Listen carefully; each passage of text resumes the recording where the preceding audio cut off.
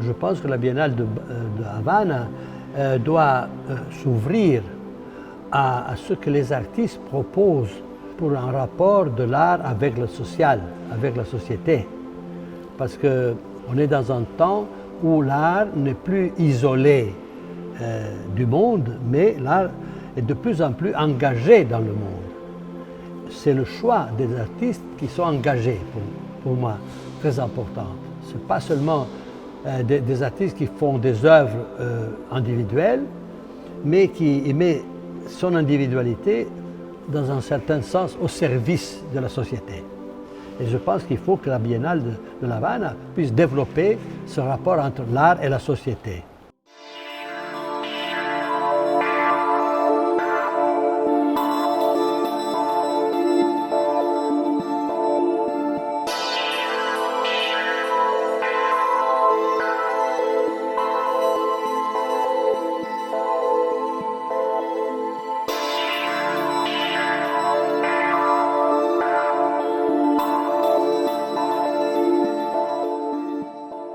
Ne plus seulement d'un point de vue esthétique, mais d'un point de vue éthique, c'est-à-dire la morale, mettre le contenu, l'engagement des artistes pour changer la société. La société est en train de vivre un moment de passage épocal. Donc les artistes ne peuvent pas rester dehors de ça. Ils doivent s'engager, se mettre en premier plan pour créer une voie, une vision pour la société. La création est importante. Il faut créer. Et créer, ça veut dire changer les choses.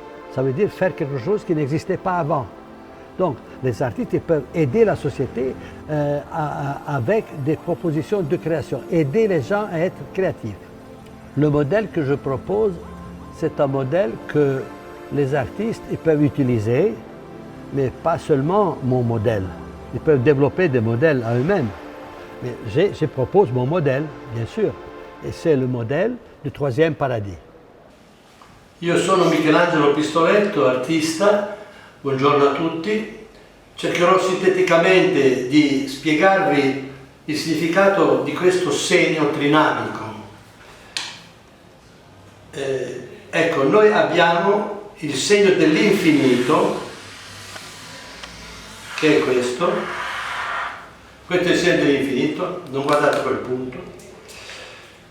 All'interno di questo segno dell'infinito io realizzo il segno del finito, che è questo.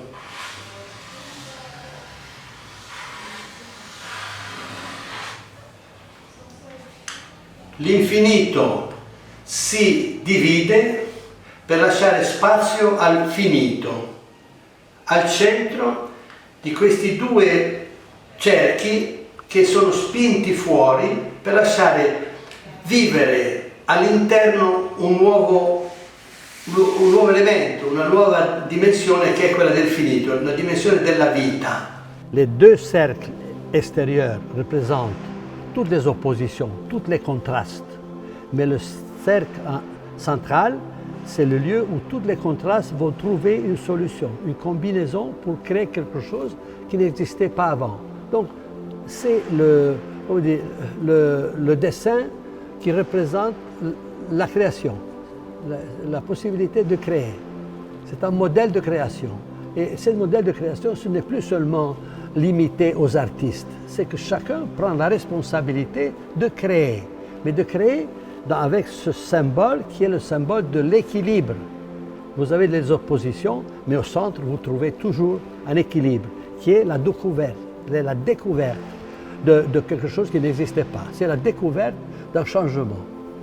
Moi, je pense qu'il faut choisir des artistes qui ne soient pas seulement liés à l'expression personnelle, qui est toujours très importante. Toujours très important. Il ne faut pas oublier que l'exposition personnelle est très importante.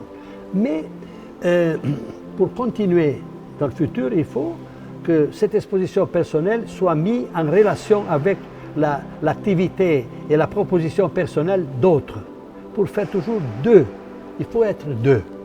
C'est plus possible de penser un, moi, absolu, moi et toi. Moi et toi, ça fait trois. ça ne fait pas deux, ça fait trois, parce que moi je propose une chose, tu proposes une autre, mais ensemble, on va créer quelque chose qui n'existait pas, qui ne peut pas exister sans notre rencontre, sans notre relation, sans notre capacité de créer ensemble. Donc la société est faite par deux. Deux personnes sont déjà une société. Donc l'art, pour être lié à la société, pour donner un espoir, un futur à la société, doit activiser cette combinaison entre les individus. Deux, ça fait déjà une société. Et donc la société, ça sera une société dynamique de personnes qui sont capables de créer ensemble. La société va être créée par les gens, pas seulement pour le pouvoir, qui superpose tous les gens.